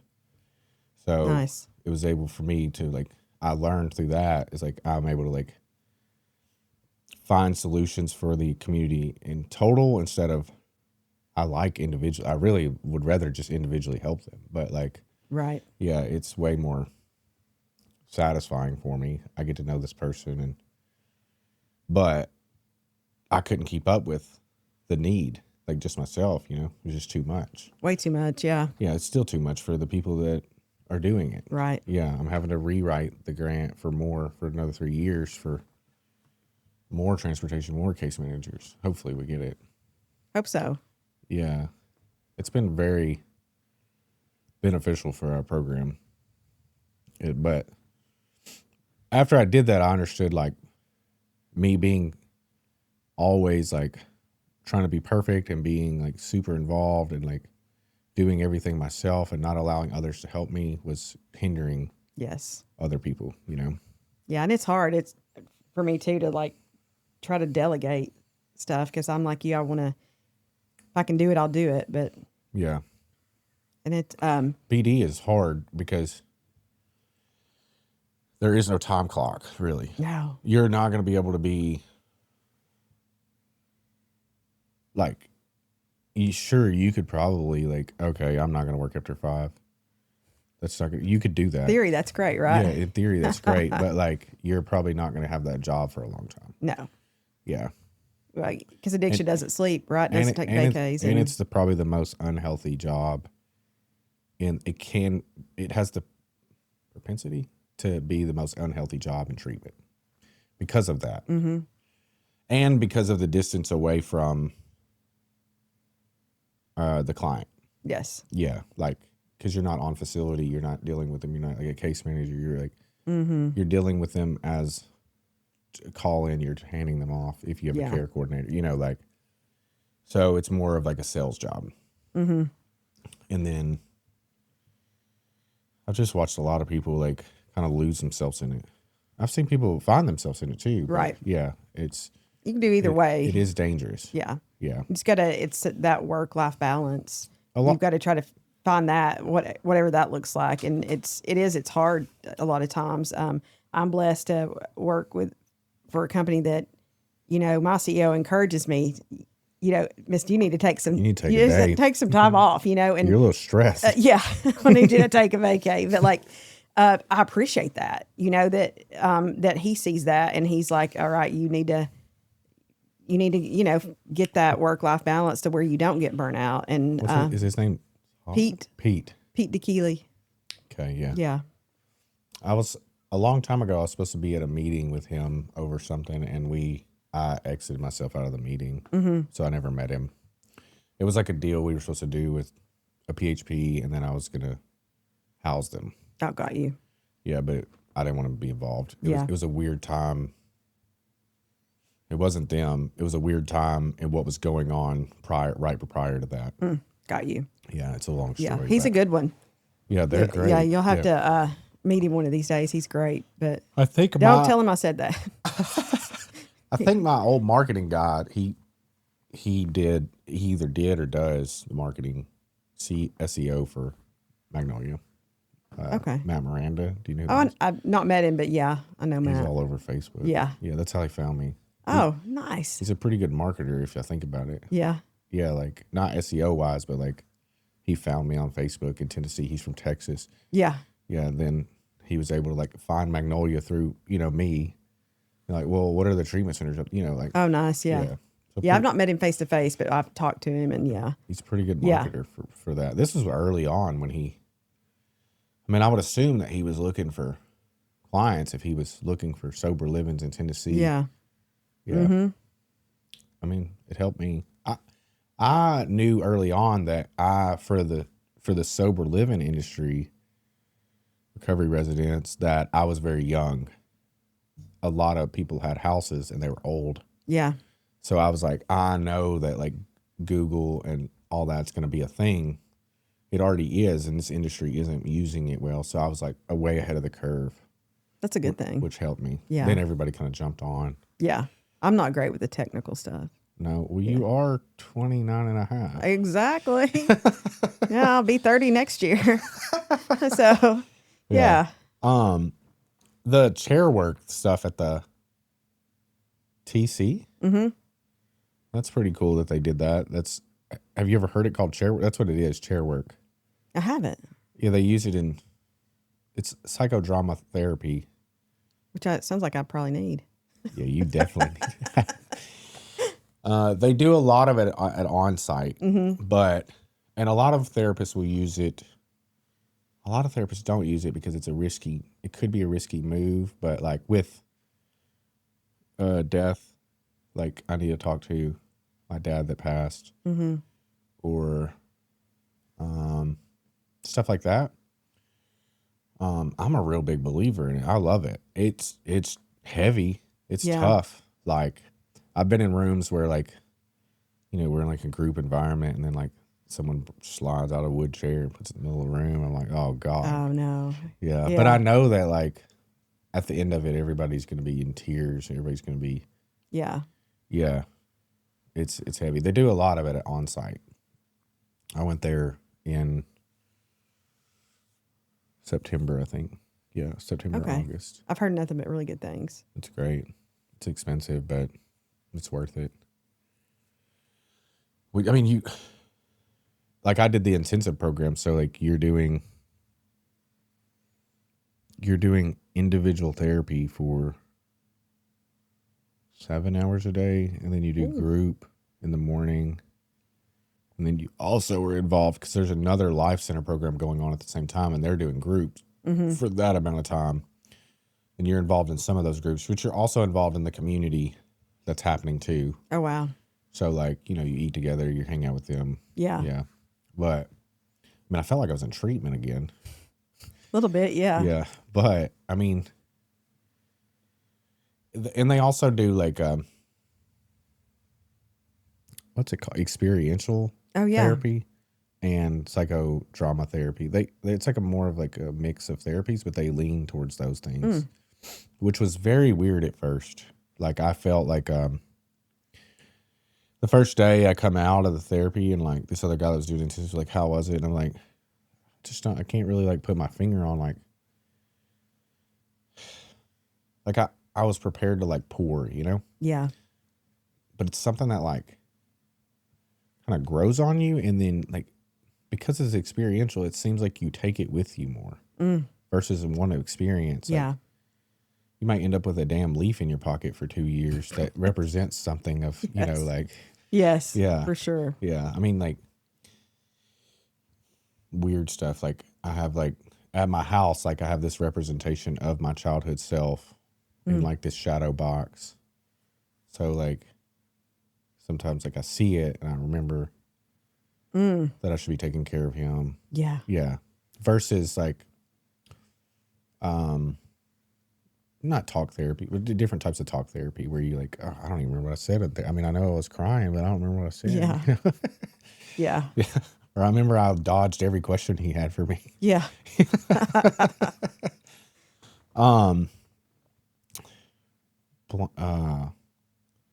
Blount County? That's where? Yeah. It's like right outside of Knoxville. My friend Eric Thompson, he went to prison through Blount County and then went to, Yeah. yeah. He caught 5 years and then caught again another 9, maybe or 12. He used to work for me. He moved here. He was stealing shit too. It happens. What were the charges that you avoided telling me earlier? Yeah, no. You can still avoid me again. I can. Yeah, if you want to. Okay. Just say I choose not to answer or whatever. There was definitely theft ones, but there's one. We'd be here a whole nother 3 hours if I tell you my other charge. But yeah, Because you'd have to explain it. yeah, You don't have to justify, explain, or rationalize anything that's truth. You could just, it doesn't have to affect you in that Yeah. manner. Just so you know. I mean, I don't care to tell you because you don't have to put it on air. But like, it was facilitation to second-degree murder. Somebody died in Yeah, a we case. are going to be here 3 years, I 3 told you. hours. Yeah. Told you. You weren't there. No, Yeah. Okay. no. But that's why the charges were Yeah, stacking higher. yeah, That makes sense. Because 9 years is a lot. Okay, like if you say you went in someone's house without a weapon, yeah. 2 or 3 years maybe. Right. Weapon in hand.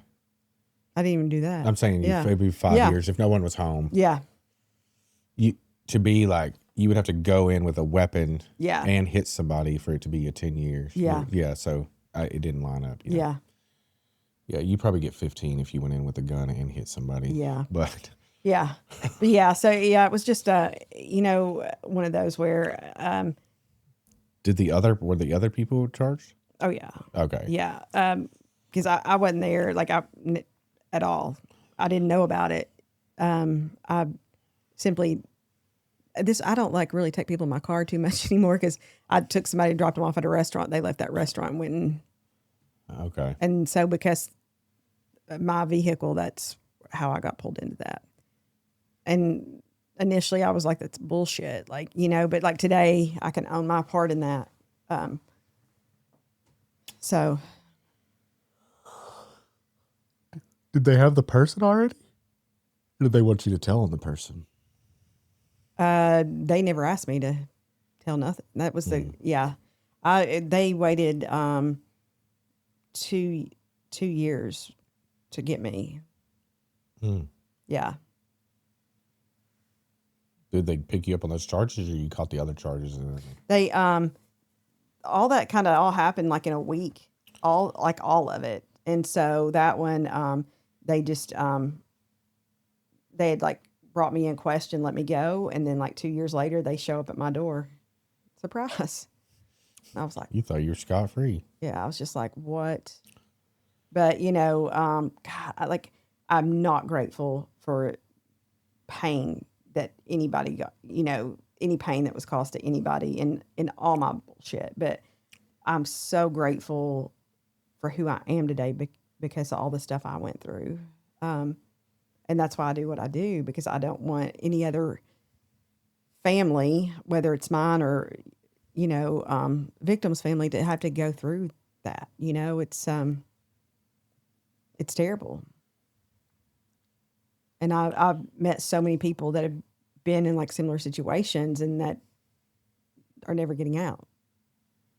And so I'm just grateful that God had other plans for me, and I'm here, and this is something I never thought I would do. And I just try to push myself to get out of my comfort zone because.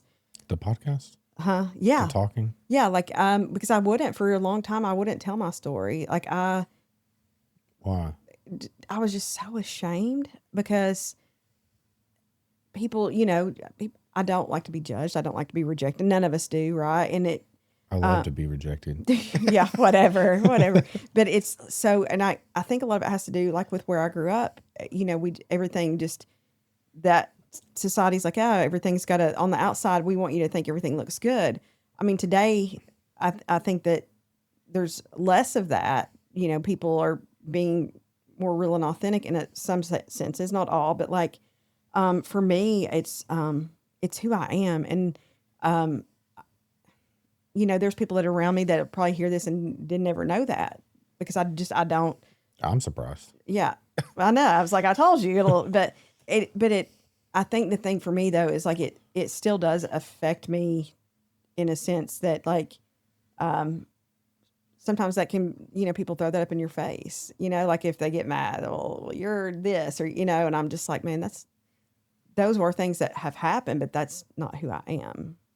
So I think that's a part of the reason I've always been kind of hesitant, because I didn't want stuff like thrown back in my face. Because I would assume that like where in Maryville, where you're from, like let's say in the 90s, 2000s, 90s, let's say, like more of like a perfect Southern Yeah. Baptist family, but like drugs, meth, pain pills, all that shit hit that place probably. And all those families had to deal with all that stuff. Yeah. So there probably has been a shift. yeah, There probably is still that. definitely. Yeah, but Yeah. a lot of those families had to deal with all that stuff. Especially like East Tennessee and like all that area was hit really hard, Yeah. And now like you can't really meet somebody and them not have been affected by some kind of Yeah. drug and alcohol. And drugs and alcohol, like so let's say the 80s, 90s, like people, like every family, or like not even every family, I would say like people, there were like drunks, there was like weird stuff in families, but a lot of it was like hush hush, or like the whole like every family is affected by drugs or alcohol, or every family is affected by trauma is like a newer thing probably. Yeah. Well, and to We're me, also more aware of like mental health and trauma too. We're more outspoken about what's going on with our families and yeah. people around us. I know, like for today, like for instance, used to, if I would like get in a depression of any kind, I completely withdraw. Like I'll do things I have to do to exist, right? Like if I've got to work, I'll work, but I would just completely withdraw, like, which would mean I wouldn't answer phone calls that were like personal. Like I would just, like lay on the couch, like times I wasn't working or whatever. And I would never let anybody like know, like, this is like where I'm at. But like today, I do let people know. I like last week I let somebody know.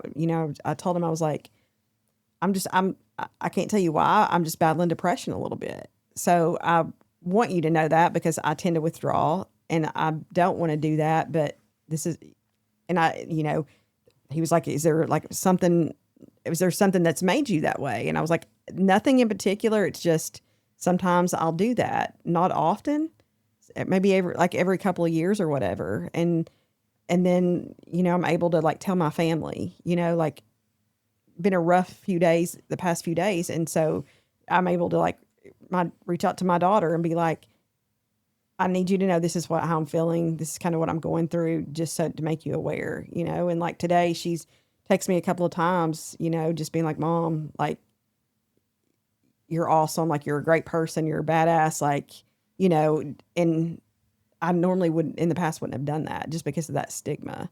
So, and I think that part of the reason I ended up through all the bullshit is because of my pride. I couldn't swallow my pride to be like, I need help. Yeah. And today I can be like, I need help. Like, I need you to know that I'm spiraling, or I need you to know, like, this is what's going on, to where like the old me would just shell up and be out of sight as long as I could. Are you involved in like a relationship? A romantic relationship? Not anymore. I was for a little while, yeah. Well, I was going to say that sometimes in those, like, it's easy to be vulnerable, like, yeah, like with your friend or your family, well, depending on your family. Yeah. Or coworker or your daughter. But like sometimes, like in a relationship, like let's say, hey, I'm depressed and I'm feeling weird. I don't really know why. Like sometimes those things can be like brought up later about you, like, yeah. Not necessarily, I wouldn't say like later, like, oh, you struggle with depression. It's like, oh, that's why you're acting like that right now. Yeah. Like, well, I told you that's why I might. Right. So yeah. I was agree. 150%. Absolutely. I don't know why it's like that, but I don't either. It's weird. Yeah. Because like you did, like, I know for me, like in my last one, like I was able to be pretty like vulnerable and say, because that's such a weird thing. I've not dated a whole lot, because I stay really busy. Right. And I love being able to help people, but like, that's obviously been a new thing. Like, is if I start dating somebody, I mean, if I go out like on one date, I'm not gonna be like, hey, let me tell you about my past. Everything about me. Let me tell you everything. But like my last one, pretty early on, like I wanted him to be aware of it because, he has children, and I just felt like, hey, you need to know this before I get more vested, you get more vested. Yeah. This is what this is part of my past, and you need to know it.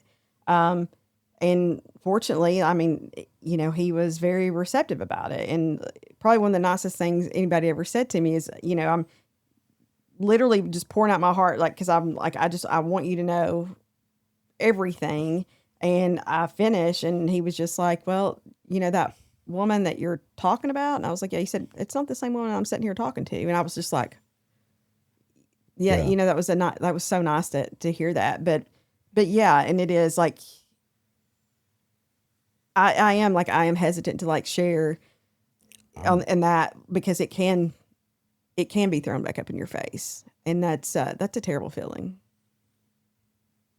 I don't think I've ever me expressing like who I am or what I've went through has only brought me good things. Yeah.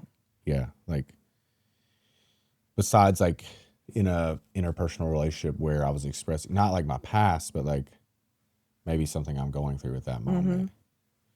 Yeah. Yeah. Then it being brought back up or whatever, It's a great feeling to be able to just be like, hey, I'm struggling, or, like, yeah. There was one day, I mean, I'm just 29 and a half, but, supposedly if you get up a little, and age a little bit, like, women will start having hot flashes, mood swings or whatever. And, I woke up one day just mad as hell. Like I don't know what, I text my daughter, I'm like, have you ever just woke up just pissed off at your, like, she's like, yeah, but like, I had to like, let like her know, like him know, like I'm feeling some type of way today. Don't know why I'm irritated. I'm getting on my own nerves. So I'm just going to kind of pull back. Don't talk to me. Don't like, because I don't want to be ugly to them. They've not done anything. So I'll just be like, I'm going to pull back till I can not feel like this? I think I have like I think once a month I have like, but just one day, like I get male PMS. Yeah. I feel stressy. Yeah. It is usually like triggered by something. Mm-hmm. Like it could be like just randomly, like somehow we spent whatever $50 more than, and like $50 means nothing to me, but on this day It does. Yeah, it does. And I'm like, what? And then like Yeah. all day I could be just like real stressy, and like I've been better at just being like, I don't feel well today. I feel stressful. Maybe I should just Yeah. maybe you don't talk to me. Yeah. Not feeling my normal self. Yeah. My daughter is like, sometimes she feels like she's not even in the room, like understanding what's happening. But then on the other hand, she's like super hyper vigilant and like paying attention to everything. She just kind of not, doesn't appear that way. But she's like real quick to be like, are you okay today? Yeah. They're good like that. Mine's the same way. And I'm like, I'm not. The struggle's real today. Just please quit talking to me. Yeah. Don't talk. Yeah. No, I usually say I appreciate you checking up on me. Yeah. But I hate that I hate that there's like this hypervigilance and she feels that, why is she so attuned to my emotions? Mm-hmm. Why it must have affected her at some point. Yeah. She's aware that it could affect her. And like, I'm not like, I'm super even keeled and calm. Maybe that's why it's such a change, like, but it seems as like, if someone's hypervigilant to somebody's feelings, that means that there has been a reaction in the time that affected this other person, and they're on cue, they're on watch for it. But I'm not like, I don't lose my shit and yell. And like, I'm just not that type of person. Yeah. But I'm usually the other way. So if I change, It's probably pretty obvious. it's probably pretty obvious. Yeah. I have to, one of the things that for me, like, is my tone. It's like one of the things. You're a woman. Yeah. Like my daughter, like we've had this conversation, and then with the guy that I was dating, like my tone, like I can be saying something to my daughter, not mad at all, but she'll take it as that way, because she's like, the way you say stuff. And so that's like one thing. I don't know if that's came from. It's being a mother. Being a mom, but like also I'm like the stuff that I've been through, because I kind of for a long time kind of had to have a tone, right? And so now I'm like, I've told her, and like I told him, like if you're questioning, like if I'm being like an ass, or you think I'm mad, like just be like, hey, with that tone, like, are you upset, or and I said, I'm not going to be like, why are you asking that? Because I'm telling you to like call me on it. So that's one thing I've just had to like work on, is making sure that my tone can. Is it just with the daughter? No, it's across the board, apparently. Across the board. So it's across the board. So because the guy I was dating, it's the same thing. Like there was just a bug on me. I don't know what it is. I'm gonna act like it wasn't a spider. Woo, we're on camera, so I'm gonna try to remain calm. Whew. Oh, sorry. You did it well. You calmed whatever it was. Well, I felt it, saw it, and I just said. You killed it too. You're violent. Yeah. Violent crimes. Yeah, right here. But yeah, it's across the board. So like I've really just tried to be super aware of it. And am I perfect?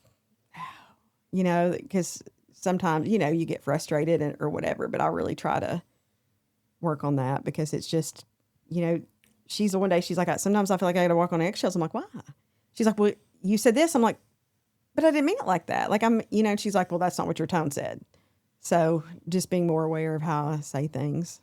I have to be aware of like, I think I don't think that I have like, not conservative, like a normal ADHD. I think I have I don't have impulsivity and like lack of attention, like lose my train of thought. Like I am the opposite. So like task switching is really, really hard for me. Like, which is really great if you want someone to like build a house. But if you want someone to build a house and have a family, not so good. Right. Yeah, because like once I'm engaged in this activity, I'm the guy you want. I'm not letting go until it's done. Yeah. It's really hard for me to shift off. So I became like more aware of that and try to be like, well, before I get home, I need to get off the phone. I need to unwind. When I pull in the driveway, I need to be aware that my children are there. They're excited to see me. Right. So like being like purposeful about my attention to them. Sometimes we get stuck in a situation where it's just not possible. Mm-hmm. But they could feel as if dad doing a task, him not being aware of me or being less aware is rejection. It's rejecting, you know? Yeah. Yeah. So I try to be super aware of that, you know, because it's really hard for me to task switch. Yeah. Yeah. It's super hard. I also like, I don't know if it's autism or I don't know if it's the way I grew up. But I used to not greet or like farewell people. Oh. Yeah. Which could be considered rude. So like, I'm also sometimes like, say I come home and I live in a family environment, let's say, and like other people are there, like I'm still at work. Right. And I need like 30 minutes to become present. Yeah. And Decompress. I need space. And sometimes I'll just like walk right fucking by you. And like, it's not because I don't like you. It's not because I'm not aware of you. It's because I'm not ready for you. Yeah. Yeah. And I've had to like be really aware and like expressive about that. But I mean, it was weird from like my ex-wife at first. Like, I think it had to do more with like, I grew up in a place where my grandma lived close to me and my best friend lived close to me. And I was always interchanging those homes without like, why am I saying bye? I'm going to be here in 2 hours. Got you. Yeah. Yeah. So I think it was like that plus like not being socially aware and like me unable to task switch. But like, I mean, they would say a lot about it when I was a kid. Like you never say bye, you're just gone. And I'm like, I'm back. Like, what do you? Why do I need to say bye? Why do I need to say bye? Yeah. Yeah. Like that's a waste of energy. I see it as a waste of time and energy. Yeah. Yeah. But I've had to like be trained, groomed into being like, it's important to this person, you know? Yeah. Yeah.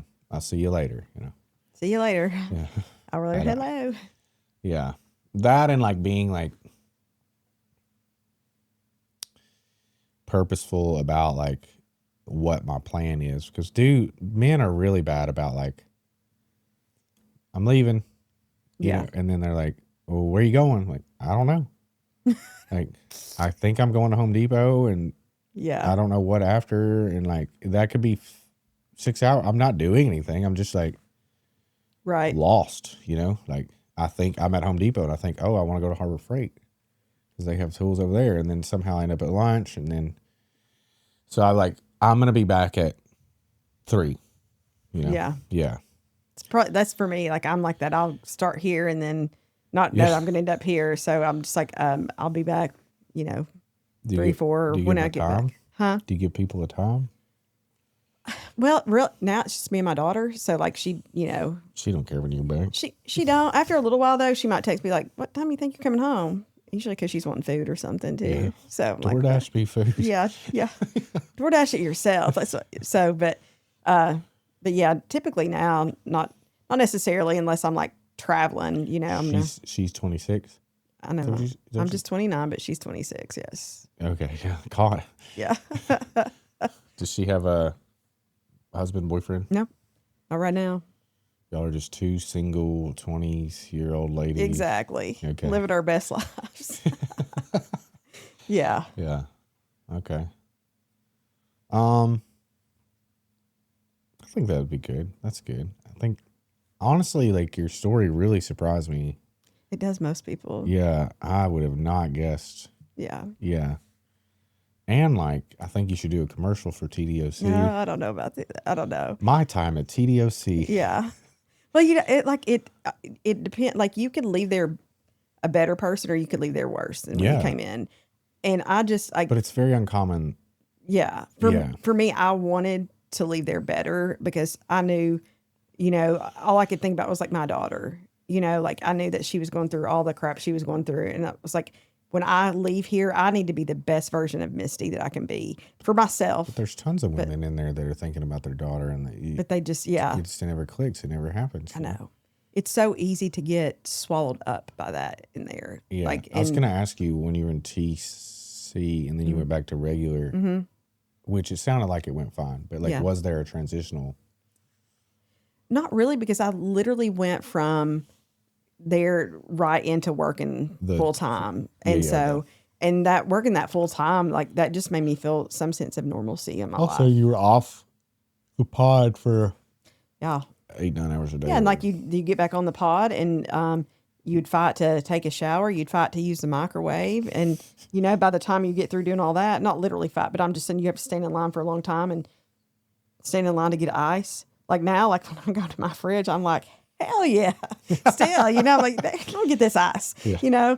But it's like the little things like that makes me appreciate life so much more. And like being able, like, you know, my daughter texted me this morning, like being able just to do that, or being able to, you know, talk, like I talk to both my parents multiple times a day, typically, you know, so being able to talk to them and just be around. I just, like, I've got, my sister has twins, niece and nephew that, you know, they're at that age, like now, like they'll FaceTime me and, you know, I love it. Just like the simple things. But, it was just, for me, I could have got like, just be swallowed up by all the bullshit that's in there, because it is easier sometimes. Like when I was in there, you had to live in there, right? You couldn't live out here and in there at the same time. You can't. If not, you'd go shit crazy. Yeah. And so I did live in there, but I also knew what I had out here, which motivated me to like be who all I could be in there and make myself better. The worst thing to do is live out there. You can't do it. It'll eat them up. Yeah. In county, it's real bad because a lot of people just haven't accepted it. I mean, they accepted they're there, but they're still trying to like do stuff on the outside. And they're like, dude, I don't know how many men, I've done it myself, but like they're on the phone talking to the girl. Yeah.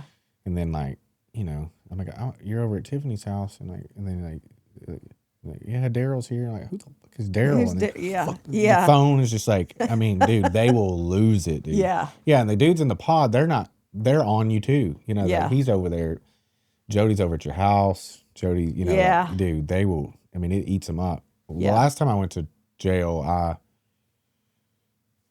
no commissary, no outside note, no letters, no phone, no nothing. I don't want anything. I want to sit here and just be fully, like, I just knew that it would cause me so much problems. Mm-hmm. I think I just hit complete surrender, and I'm like, no hustle, no nothing. Just there. Yeah. Just there. Let me exist, get it done and get back home. And Yeah. And there too, like I saw more drugs in there than I've ever seen out here. Yeah. It's crazy. And there, like especially toward the very end, it got so bad. Like I know that there had been somebody that overdosed and died. It's just terrible to see that, but hopefully that'll get better. But I doubt it. It's just so easy to like. It's just a concentrated area. So once it's in, they're gonna get it in. Yeah, and and that was just one of those things. I had somebody one time. I told them my story, and this is like one of the reasons like I was hesitant for so long, because like made myself vulnerable. Like this is what happened or whatever, and like at the end of it, they're looking at me like this, and I'm like, and they're like, you mean to tell me that you were incarcerated and you didn't use one time? He's like, come on now. And I was like, I leaned up and I was like, you're damn straight. That's why I didn't. Like I did it because that's what got me in there. I'm trying to like get out, and it's very uncommon though. Yeah. Yeah. Most people, like you were talking about earlier, like the anger. Mm-hmm. Like when you were in county and then when you went to, yeah. like I'm involved in emotionally focused therapy at the moment, and you have to look at really you're like identifying your core emotions.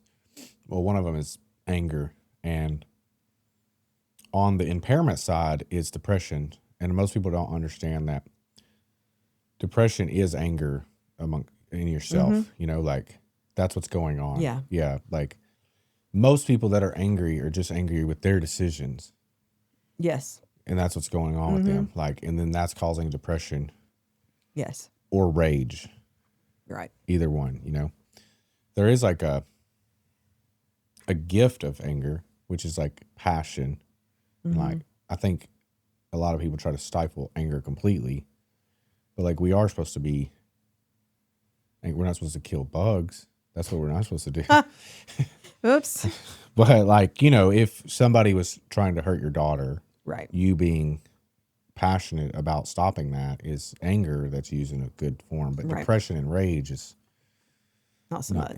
It's took out on yourself and other people. You know? Yeah. But a lot of people don't understand that that's anger, you know. Most people that are depressed are just sitting in their own shit. Yeah. Yeah. Literally. Yeah. Just I fucking hate myself, you know. Yeah. Yeah. And it's easy to get like that. And that's why I just, like today, if I'm feeling, mainly I have anxiety. Anxiety is with me every single day. Depression, not very often. But when it does get there, then exactly, like I'm usually like beating myself up over something that I've done. And maybe not even at that time realizing what it is. Maybe realizing later on. But yeah. Anxiety is that could be a whole different episode. I have some anxiety. For the first 7 years of my recovery, nothing. I'm talking about like no mental health, no nothing, just like floating on a spiritual rock somewhere. Yeah. And then one day, just boom. And I was like, what is this? What is happening? Please stop this. Yeah, it's terrible. It's terrible. And I had to like rewire. That's kind of what happened in my life, where I had to like, I went a year like being uncomfortable and then trying medication and then like realizing that like, then I had to realize like changes had to be made. And then I got back on the medication with the changes, and then I was able to get off medication. But the changes, I could not continue my life in the manner that I was living in, you know? And like I had to really, but it was hard for me to accept that like I couldn't perform at that level anymore without anxiety. Yeah. Yeah. I just can't anymore. Crappy feeling. If I'm doing administrative work for a 1 hour, I'm like, dude, please, like immediate meditation, get me out of here. Get me out. Yeah. Yeah. But I used to do it for 15 hours a day and it never bothered me. You know? It's crazy how that changes. Yeah. I mean, it makes me feel. Yeah. Yeah. I don't even like talking about it. I don't either. I'm like, it's giving me anxiety. Yeah. Talking about it. Yeah. Yeah. It's terrible stuff. At the end of every episode, we ask each guest the same question. And the question is, what is your deepest fear? And you'll answer it like we talked about earlier. My deepest fear, besides spiders, for me is I look at, because of my past, and this might seem silly to some people, but like, I don't want that to like always stay attached to me. For instance, like, you know, somebody like passes away, like, you know, if I was to pass away, like probably the first thing the majority of people say was, did she overdose? And I don't, so that's a fear that I don't want that to be the first question people ask.